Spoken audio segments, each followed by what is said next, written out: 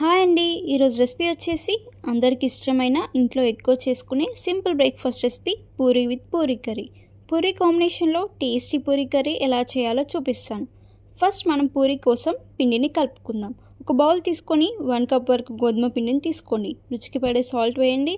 కొంచెం ఆయిల్ వేసాక మొత్తం ఒకసారి మిక్స్ చేయండి.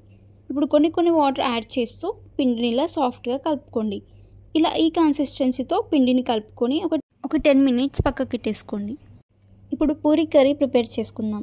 ఒక బౌల్ తీసుకొని అందులో 2 స్పూన్స్ ఆయిల్ తీసుకోండి. ఆయిల్ హీట్ అయ్యాక 1 స్పూన్ జీలకర్ర, 1 స్పూన్ ఆవాలు, కొద్దిగా కరివేపాకు, 3 లేదా 4 పచ్చిమిర్చి వేసుకోండి. ఇందులోనే సన్నగా కట్ చేసుకున్న ఆనియన్ స్లైసెస్ వేసి కాసేపు ఆనియన్స్ని బాగా ఫ్రై చేసుకోవాలి. ఫ్రై అయ్యాక ఇందులో ఒక టమాటో వేసుకోండి. 1/2 స్పూన్ పసుపు, రుచికి పడే సాల్ట్ వేసి మొత్తం ఒకసారి మిక్స్ చేయండి. ఇందులోకి కొంచెం వెల్లుల్లి వేసి ఫ్రై అయ్యాక 1/2 కప్ వాటర్ యాడ్ చేయండి. కొద్దిగా కొత్తిమీరకు వేసి ఒకసారి బాగా కలుపుకొని కాసేపు మరిగించండి. ఆలోపు 2 స్పూన్స్ శనగపిండి తీసుకొని అందులోనే కొన్ని వాటర్ యాడ్ చేసి లంప్స్ లేకుండా కలుపుకొని ఇలా వాటర్ మరుగుతున్నప్పుడు ఇందులో వేసి బాగా మిక్స్ చేయండి.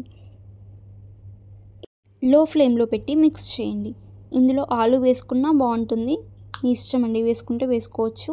ఇలా ఈ కన్సిస్టెన్సీ వచ్చాక స్టవ్ ఆఫ్ చేసుకోండి.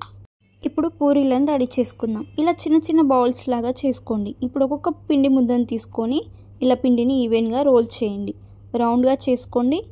ఇలా అన్ని పూరీలు రౌండ్గా చేసుకోండి. ఇప్పుడు ఒక ప్యాన్ పెట్టుకొని ఆయిల్ వేసి ఆయిల్ బాగా హీట్ అయ్యాక పూరీని అందులో వేసి హై ఫ్లేమ్లో ఫ్రై చేసుకోవాలి. ఇలా పూరీని ఆయిల్లో డిప్ చేస్తూ ఫ్రై చేసుకోవాలి.